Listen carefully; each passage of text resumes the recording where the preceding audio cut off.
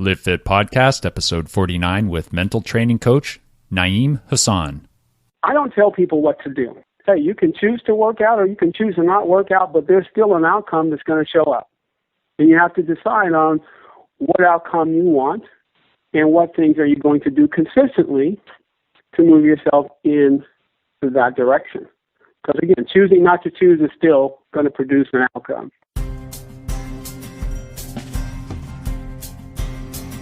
You're listening to the Live Fit Podcast with Glenn Johnson. Here, we'll talk about all things related to good health, fitness, food, fat loss, and the mind-body connection. Yes, it is time once again for the Live Fit Podcast. I am your host, Glenn Johnson, and this is episode 49. Today, I will be speaking with Naim Hasan. He has over 50 years of training and competitive sports experience, 14 of which include National and International TaeKwondo competitions, 7 gold medals, 2 silver, 4 bronze, including a gold medal at the 1988 Olympic trials. You may remember from episode 47 I spoke with Naim briefly when I did my interview with the 3 guys that own Horizon Sports. And then the next episode I had a solo interview with Bob Maves. He talked about women and how special they need to be handled in order to train them properly for their sports and activities. This episode, I have Naim. He is a mental training expert, and he's going to tell us how he helps his clients get out of their own way, how they can get past their mental blocks, how they can get over stage fright, how they can get past lack of self-confidence. He's going to show us all of these things. And then in the next episode, in number 50, I'm going to speak with Steve Munkensnabel. He's the last of my series of 3 with Horizon Sports. Before I get on with my interview with Naim, I have some tips, tricks, and hacks to help you improve your fitness.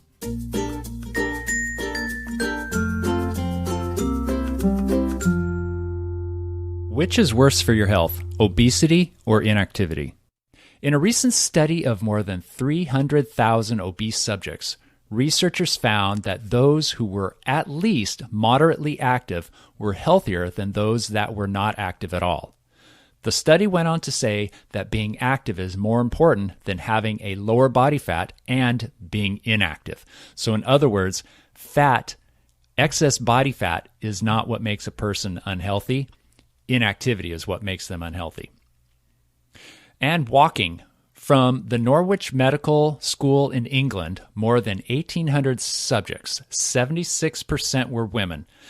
A statistical significance showed that blood pressure, resting heart rate, body fat, cholesterol, VO2 max, depression, and quality of life all improved with regular walking.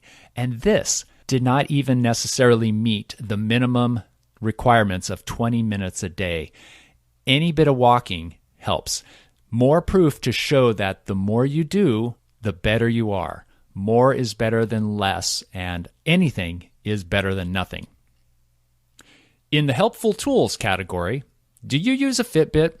Fitbit is a great tool to show you how far you walk or you run. It will even show you how many floors of stairs that you climb. I asked one of my clients recently why she uses a Fitbit, and she told me that it helps motivate her. And it's sometimes a wake-up call. She may think that she was very active, but she'll look at her Fitbit and see that not quite as much as she thought. So, a few laps around the block later on that evening, and she can reach her goal of 12,000 steps. By the way, I have an affiliate link to Fitbit. If anybody is interested, log into livefitlean.com/resources. If you buy through my page, it won't cost you a dime more, but I will get a percentage of that purchase. This is how you can show your support for my show.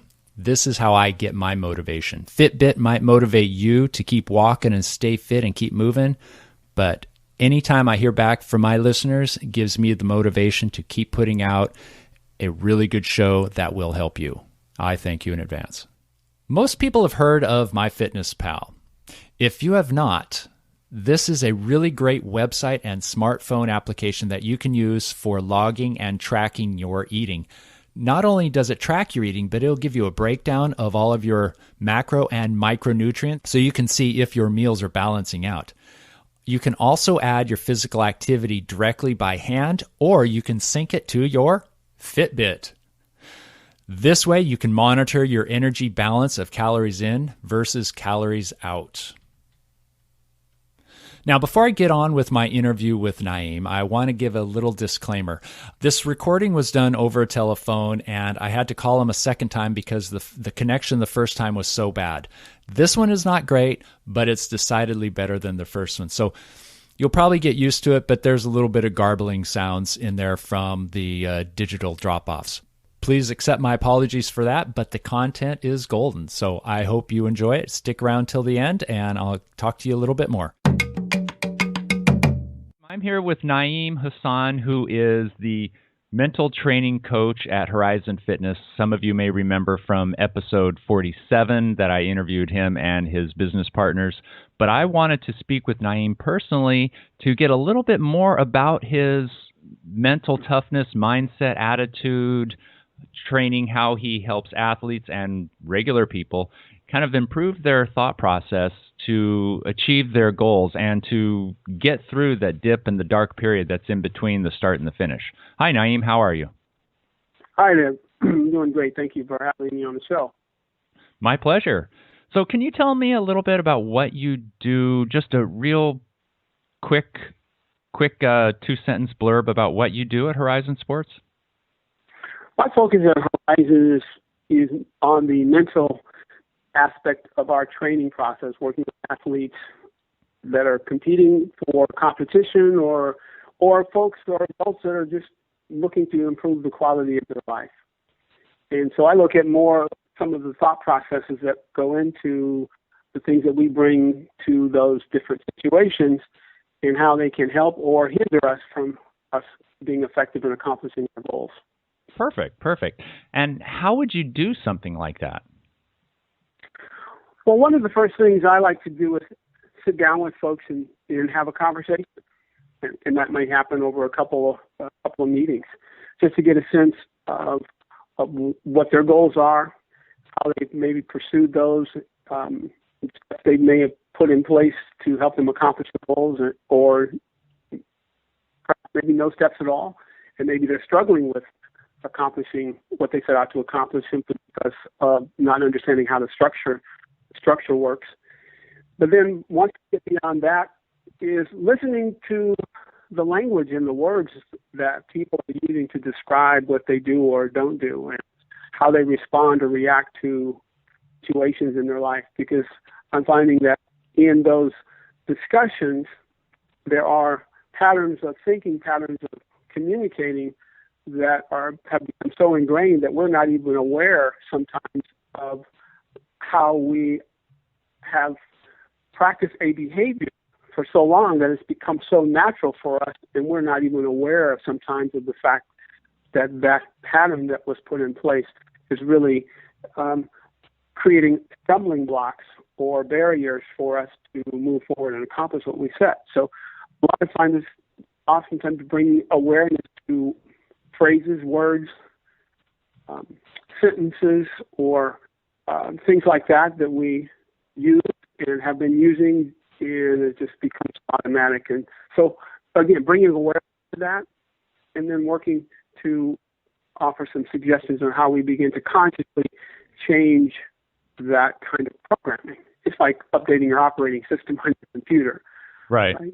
Can you give me an example of some little clues that somebody might say in their verbiage that gives you an idea of something that they might not be saying overtly?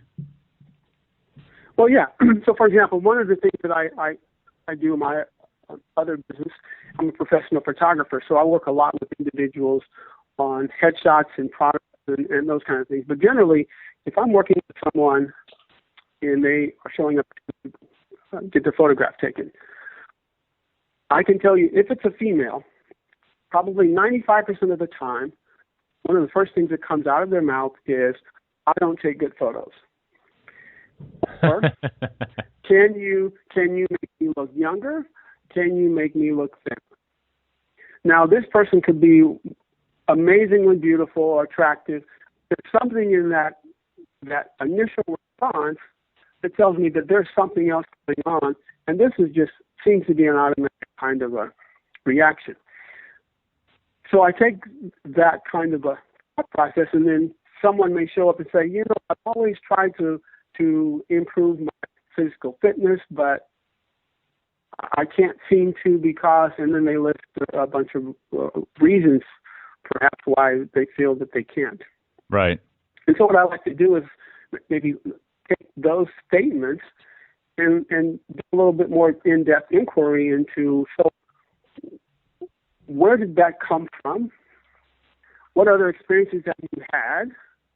Did you learn that? Are you aware that this language has become so automatic for you? Sometimes I believe that people make comments like that because they think that we as trainers are thinking that. So it's one of those kind of things. If I tell you that I have a problem before you tell me I have a problem, then I at least admit, and I put it out in the open so that you don't have to be disappointed with me for showing up with some kind of a dysfunction. It's like that self-deprecating humor that a lot of overweight comedians use as their defense mechanism. If I tell you I'm fat and ugly, then what do you have to insult me with? I already beat you to the punchline. Yeah, exactly. It's that kind of mindset. And so, but I see that not only showing up there, I see it showing up in so many other areas, whether it's working towards improving our fitness, starting a business, improving your quality of work on your job, working towards a promotion, all those kinds of things. We start to see a language showing up that starts to perhaps become a barrier for giving us, it inhibits us from moving forward with the kind of commitment and dedication required to let the world know that we are serious about what it is that we're accomplishing, we want to accomplish. And I find that by showing up with that kind of mindset, with that kind of determination, it seems to garner more support. And when we don't show up that way, it sends a signal subconsciously that perhaps we're not as serious about what we say, and people tend to just kind of step back and wait until we decide that we're going to move forward and be committed. So what I like to do is point out some of those potential barriers with folks, so that what we say and what we're doing matches up. Right.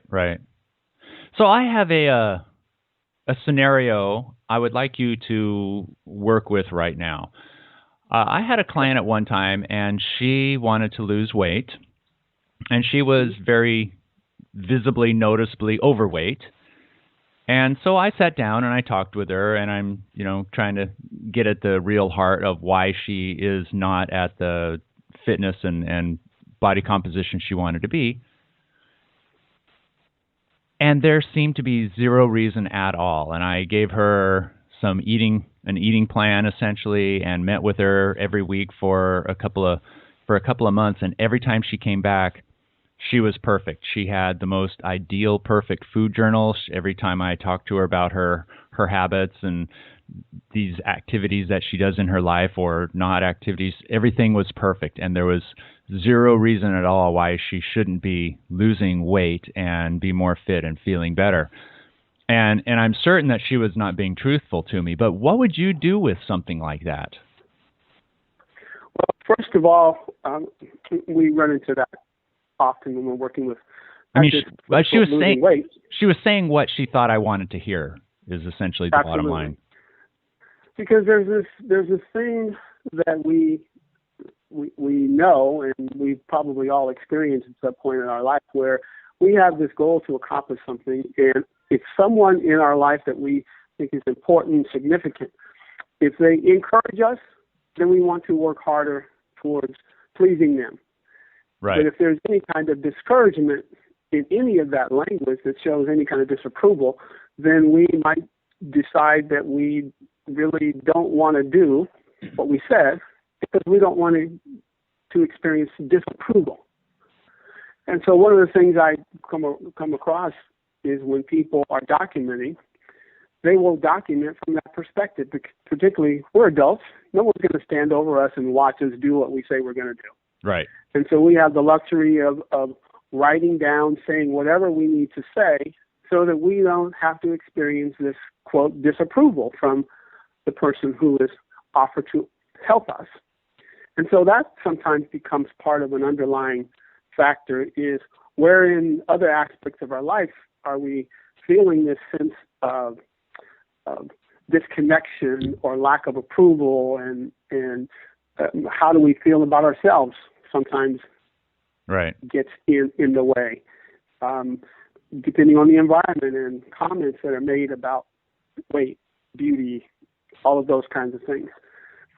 So it's again, back to let's discuss and understand some of the underlying thought processes about what is it about you telling me what you did when you and I know you didn't do it.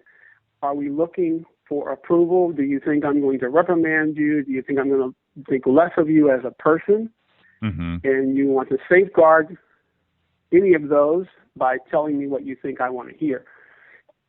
And so we get into more in-depth conversations around. So then I will have them describe to me, when you did this particular exercise, what did it feel like? And at what point did you experience any kind of fatigue or discomfort? Right. Because after being involved in this process for a long enough time, you start to know where discomfort starts to show up in the movements, or where you start getting those thoughts about not following through because it becomes uncomfortable. And so there's other little cues that I found that I'm able to identify in those discussions when we talk about record keeping. The other thing I like to point out is that this is an incremental process. And I think what happens is we oftentimes take off. We think we want to accomplish a big goal, and it sounds great, but we forget the fact that it's very incremental. You know, days are made up of seconds, and then those seconds are minutes, and minutes are hours, and hours turn into days, and days weeks. Mm-hmm. And I think we forget how incremental this process is, whether it's weight loss or strength building or whatever. It's just, again, being reminded that it's done in these incremental. It takes time. Segments. It takes time, and there's a mindset associated with accepting the fact that things take as long as it takes. And one of the things I was thinking about here recently is when we think about all the time that we spend in our life, I would say a lot of time is spent in a space where things aren't perhaps working the way you think they should. Right. Okay? And so when we look at the thought processes associated with what we are doing most of our time, it's probably reinforcing a basic fact that things aren't working out. And if someone approached you and said, well, you can't do that, and they would probably be exactly right for a period of time. Right. And so what I've come to know is not that period of time when things aren't working. It's how we manage our thought process during that time. And that's why I've come to know all of the mental training books and the self-help and affirmations. It's really not to affect us when things are going well. It's to help us manage our thought processes most of the day when things aren't working out the way we think they should, so we can stay committed and focused during that period, investing the incremental time and being patient and being consistent, and so that when the fruits of that labor start to show up, then it shows up based on the energy and effort we put in towards specific goals and objectives. Do you like to give somebody a real rigid structure or schedule for them to follow so there's not as much room for their reinterpretation or their id to kind of sabotage them? Well, my approach sometimes is different depending on the individual. Some individuals like the rigid structure. Some need something a little more relaxed. And the bottom line is I don't tell people what to do. Right. We talk about some options. And one of the things I do emphasize is the fact that consistency is never really the issue. right? And people will say, well, what is it? What is the issue? Well, I think of consistency from the standpoint that there's activity going on all the time. And what we have to do is become more conscious of the activities that we're doing, because we're always doing something. And it's when we choose not to do something that we think we're not doing anything. But again, sitting around on the couch is like, I'm choosing not to work out, but there's a result associated with sitting and being inactive also. Yeah, what's that so saying? It's about what's that saying? Deciding not to choose is still deciding? Exactly. So it's being reminded again that, hey, you can choose to work out or you can choose to not work out, but there's still an outcome that's going to show up. And you have to decide on what outcome you want and what things are you going to do consistently to move yourself in that direction. Right. But again, choosing not to choose is still going to produce an outcome. Yep. And so from that standpoint, I put the onus back on the individual. It's like we're adults and we can decide, but you have to understand when you decide or you choose not to decide, there's outcomes that are going to show up in either case. So we work to become more conscious about what it is we're choosing and know that it's incremental. It takes time and it's uncomfortable, and that's part of the process. Right. It seems reasonable to me, but I'll bet it's still difficult to really get across to people. And, one thing I deal with a lot is self-sabotage. And I know we're kind of skirting that issue with the response you just gave, but let's say you see a pattern of self-sabotage with somebody. What would you say to that? I don't know. Do you need an example? No. You run into that. I run into that often too. And it's, again, helping make the connection. I don't know if I was skirting the question, but it's still back to, let's become aware of this is what you're doing. This is what you say, but this is what you're doing. And I think most of the time they're not aware, and they're certainly not sabotaging themselves on purpose, but there is kind of that self-deprecation attitude that if I don't really try, then I'm not, and I don't succeed, then I'm not that big of a failure. If I try a little bit and I do succeed, well, great.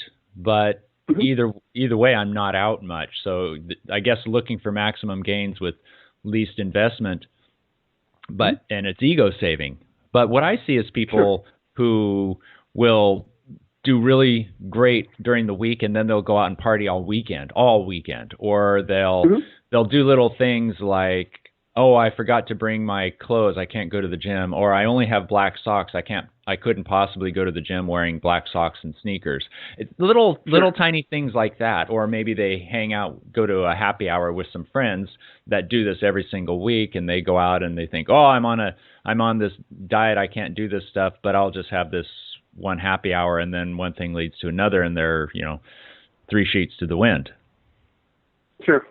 Yeah, I just had a conversation with a gentleman yesterday about that. It seems like every time I speak to him in the gym, we're having this conversation about him getting himself back on track. And that just happened where he was going to the gym, worked on a strict diet throughout the week, and then come Saturday, Sunday, decided, well, I've worked really hard all week, and so I get to take the weekends off and eat whatever the hell I want. I deserve this. Yeah. And he deserves a break today, right?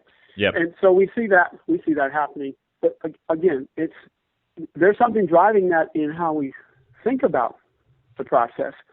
And there are certain things where we need to just give ourselves permission to, if we're on track and we get a little bit off track, then, that happens too. Because I don't know of any road that's completely straight. And one of the things I've heard about airplanes once is that most of the time they're off course. And they're constantly making course corrections. That's right? Exactly right, yeah. And so it's that kind of thing, helping people to understand that, I don't care what you tell me. It's more about what you're telling yourself. And I need you to understand that what you're telling yourself is having more impact than what you're telling me to my face. And sabotaging yourself certainly doesn't affect me, but it certainly impacts your thinking, because to keep making these kinds of assertions or accusations isn't serving you well. No. Whether it be self-sabotage or what have you. And so we need to look at what value or benefit do you feel like you're getting out of doing that? Because there must be some sense of peace and pleasure. Otherwise, why would we continue to do something that is not benefiting us? Ego saving. It's ego saving. Ego saving, and there's a pleasure in that. There's an immediate sense of gratification if I can save myself from looking bad. Yeah. And I will, people will do whatever they do to make that happen, and in the short term get a nice little boost of dopamine and feel good about it, and then contemplate later, oh shit, why did I stand there and say what I just said, knowing that was not right? But I got to save my ego in the process, and then I can go and beat myself up later about what I should have said, but I didn't, because I was afraid that I was going to be put down, reprimanded, or ridiculed or something. Right. And so it's just bringing awareness again to these kinds of thought processes that influence when we are working out. You show up to the gym and you're not able to lift as much as you think, and so you start to think, well, I wonder if people are watching me, and how come those people are staring at me, and I don't lift as much, and I don't look like those other folks, and I wonder what they think about me. And the reality is they're probably not thinking about you at all. Oh, I've heard that so many times. People tell me that they'll join a gym as soon as they get fit. Yeah. I mean, you understand the ridiculousness of that statement, but that's kind of like what you just said. They're intimidated. They're self-conscious. They feel like they don't fit in, like going to a fancy ball wearing your pajamas or something. Right. Yeah, I run into that all the time.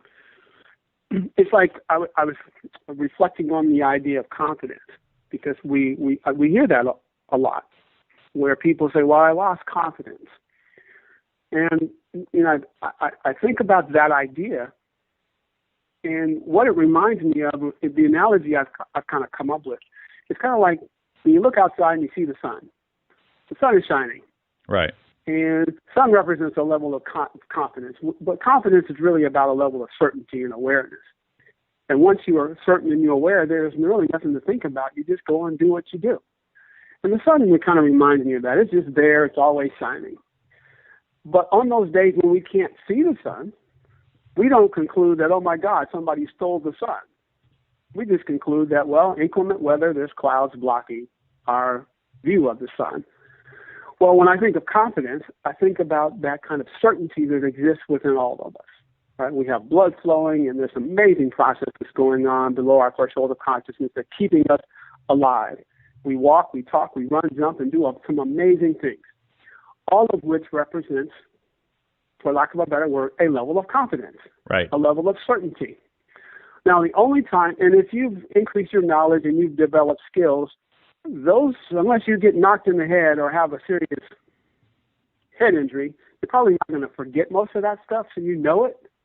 Right. But then where the problem comes in is not in our losing of those, it's what we gain. And we gain what I call clouds of doubt. All of the language that says, oh, you're too old, you're too young, you're too fat. You can't do it because you don't have the skills, you don't have the right background, you have too much experience, not enough experience.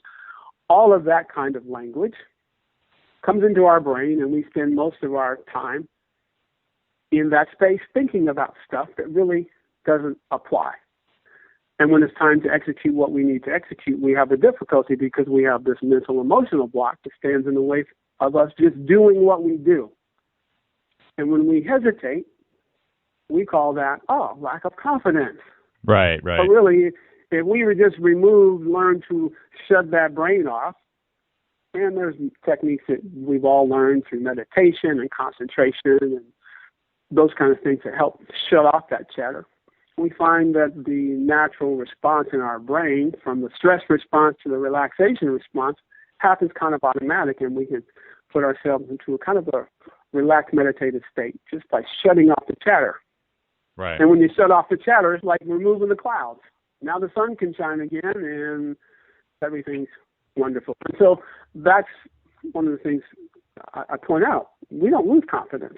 Just change some of the crazy thinking that's blocking our ability to see and feel what really is at our core essence. Well, some people have no confidence in themselves. They've been on diets for maybe all their lives, and when they talk to me, I tell them, you can do this, and this is what you'll do, and these are the steps. If you follow these steps, you will be successful. And they tell me, well, I don't think so because I never have. I can't lose weight because I never have. Or if I do, it's just for a short time, and then I gain it back again, and usually then some. And of course, I explain to them that why this happened, because they're following a fad diet, a crash diet, whatever, something extreme. I'm working on changing their behaviors and their habits. But what would you say to somebody who has zero confidence that they can actually improve their physical form?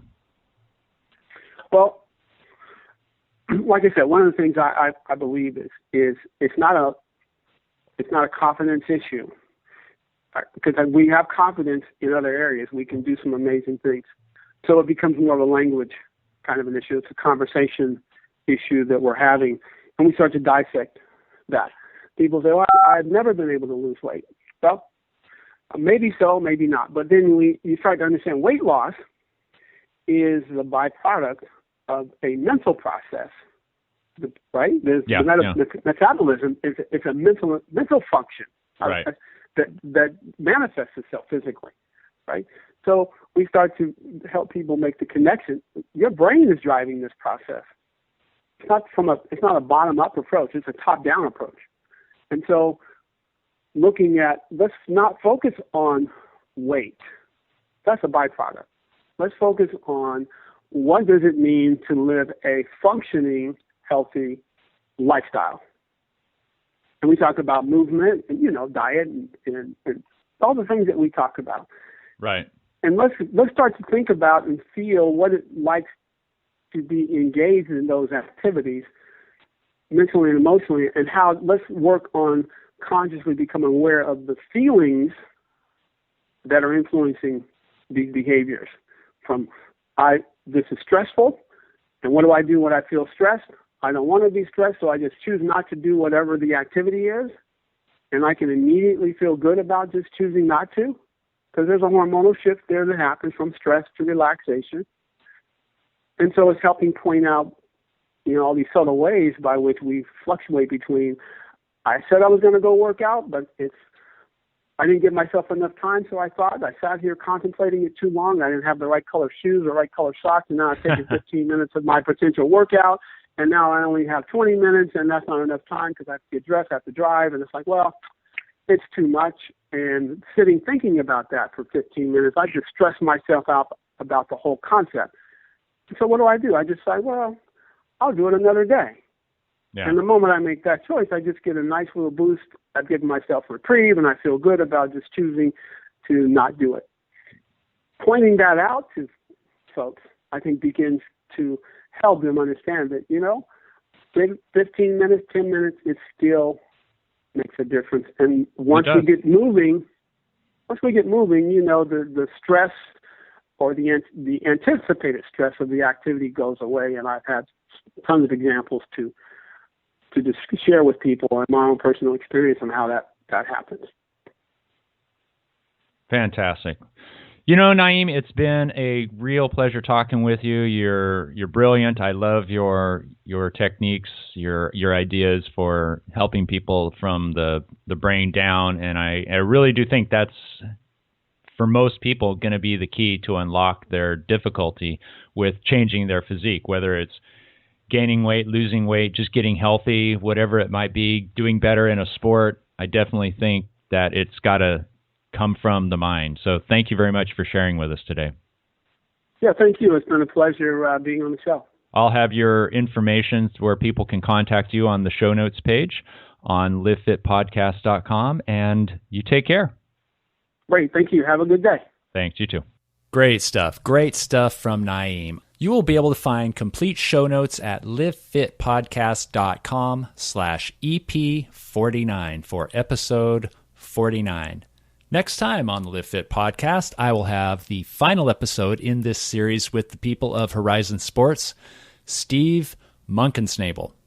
If you like this show, please give your support by subscribing and leaving an honest review on iTunes or Stitcher Radio. The easiest way to do that is to go to livefitlean.com/iTunes or /Stitcher. You could also help me out by using my resources page at livefitlean.com/resources. You will find a plethora of items and books that will help you in your quest to improve your health and to live fit for life. I thank you once again for listening. It's been all my pleasure. I really do wish you the best in your goal to live fit.